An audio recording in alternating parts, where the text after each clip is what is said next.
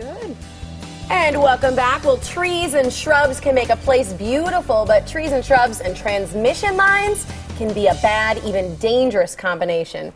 So today we're going to help you get your green thumb on safely. Yeah, Melinda Myers is a gardening expert, TV and radio host. She's also an author, and she's here with the importance of growing smart this planting season. I've missed you. And Tiffany and I were just saying, if Melinda's here, it's a good sign because we know that planting is coming up, and that's always a good thing. You bet. A long winter, a very long and chilly spring, and nature continues to remind us who's in charge. Did you miss us too? I missed you very much. I was coming in. It felt like coming home. Oh, Thank that's you. nice. Good to see you. What do you got for us today? Well, you mentioned transmission lines, and we all love trees and shrubs, but really we don't want to plant them under transmission lines. Not only is it not safe, but then the arborists have to come in and prune them, and they don't want to do that. They don't want to remove your trees and shrubs, but there's a lot of good choices. So I think gardeners are optimistic, and so we always look at the positive. So one of the things we can do is use a lot of natives, and not only do they do well under those transmission lines, if any work has to be done, they'll recover quickly, but even more importantly, they bring in the birds and the butterflies. Aww. And I don't know about you, but without the birds this winter, I don't think my sanity would have been intact. I totally agree. You know, it was like that was the only color in motion out there in the garden. Totally agree. So I brought along a few things because we really want to help you have a beautiful garden. We want you to enjoy it, and we want you to be safe because when those transmission lines, they can sag, they're highly charged. So here's a lot of options. Butterfly weed. Now, a terrible name, and I was lucky to find things. It will have beautiful orange blossoms. It's a native plant. It's the monarch's food source. So the caterpillars and the adults feed on this. And monarchs are really struggling these days. So if we add these to our landscape, not only do we get to enjoy the visitors, but it's good for them. It helps build the population, and it's a good practice. Do you want to do those in groups or just single ones in between other flowers? You could do both. And one of the things that I like to do is sometimes put a group of several and then kind of stagger them throughout the garden. The other thing with butterfly weed I found is I put it where I want it. It grows where it chooses to go. And I just give it up. I rearrange the other plants. It's all good. Luckily, we have an early spring bloomer. This is called prairie smoke. Oh, that's and cute. It takes dry soils to moist, wet prairie type soils. It blooms early. So look at these beautiful flowers. Gets its name because it has these really fluffy seed pods that look like smoke. Low grower, so it's good in a regular perennial garden. All of these things can be mixed with your, as my native gardening friends call them, domestic plants, as well as just creating a native garden. So it's a wonderful combination. And so there's lots of choices. And that's called prairie smoke. Prairie smoke. Okay. And one of the things that we've done together, ATC, American Transmission Company, and I, is we've put together a good downloadable brochure on plants that are suitable under transmission lines. And even if they're not under transmission lines, these are great plants for your landscape. When we say under transmission lines and being safe, where are we talking about? The really high voltage, tall transmission lines. And then it varies in terms of nothing underneath them in terms of trees and shrubs, okay? And then the border depends on the voltage, so they can help you decide how far away you need to keep your trees and shrubs. But going with all this herbaceous material, things that die back in the winter, you're safe anywhere near those. So yeah, good question. Not the distribution line that comes to your house, but the big lines that you see going that take a lot of power through all of us. So not only is it for your safety, it's for making sure we have power for our homes as well. A tree falling on a transmission line can put out a whole community. We heard the story from the East Coast a few years ago about how they were shut down because of a tree falling. So they don't want to have that happen again.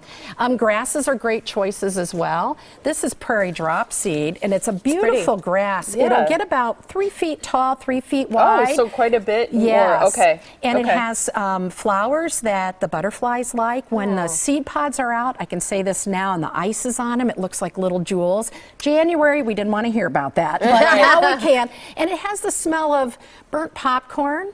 So if you ever go down Grand Avenue in Chicago in the fall, you'll kind of go, smells like burnt popcorn, you'll find the prairie drop seed. They've used it in front of their buildings, mixed it with threadleaf coreopsis and quite a few others. One thing you say is starting native plants from seeds as well. Is this the purple coneflower? It is. And so I thought we could do a little planting. Yeah, why not? Do that. So one of the things I'm going to do this weekend at Party for the Planted. Smart. Look at this. Is this your scooper? It's my scooper. It's awesome. So I took a way little to reuse. Exactly. So it's all water about bottle. Say it is. And so So it's a great way to save the planet.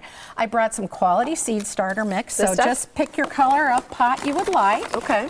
You can have several if you want. We have many seeds. We're also recycling containers. I washed these out. Oh, they got a hole in the bottom. But right, holes in the bottom. These I bought annuals in the past, so I saved them, and it's justified. Nope, you want to fill it up pretty about a ½ inch from the top. Okay. So you want to get a good quality seed starting mix like we did.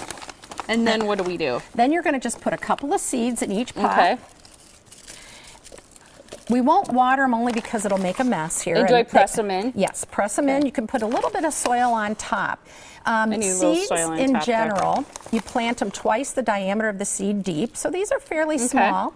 And if you know purple cone flowers, beautiful purple flowers, one of our natives, the butterflies love to nectar on the flowers. You'll find bees on them. The birds eat the seeds all winter. Finches will be visiting your plant. If you're in an apartment, we do have to get you a balcony, Tiffany. I have one now. You do? Yes. Okay, now we can get you gardening a little more.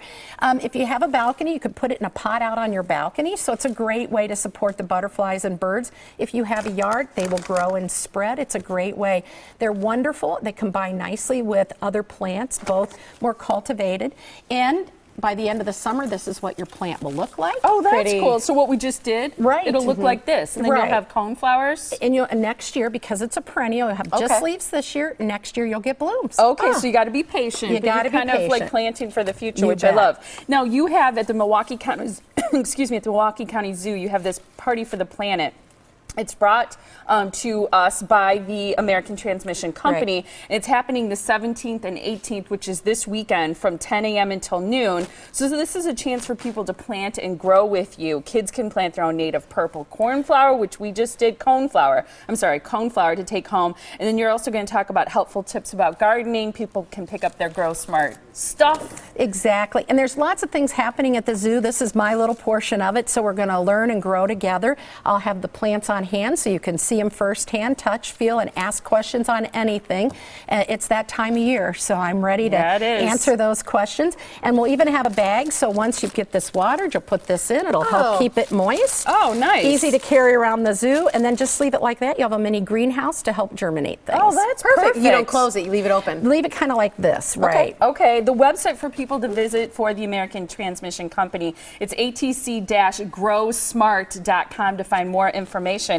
And we have an incredible basket of Melinda's favorite things, right? Yes. That we're showing off. So we have a de-weeder, great new tool. We have a Grow Smart t-shirt, so you can help me get the word out. Some knee pads. You can never have enough kneelers in the garden. Some potting mix, and my new books. That's wonderful. Awesome. Thanks, Melinda. All of that we're giving away right now at 414-799-4444 lucky caller number 7. It is the same basket of gardening goodies that people can register for at the event at the zoo party. Also, You're right. We'll have that, and my new books available as well. Good to see you, Melinda. Thanks, Melinda. See you guys too. Really good to see you again. Thank you.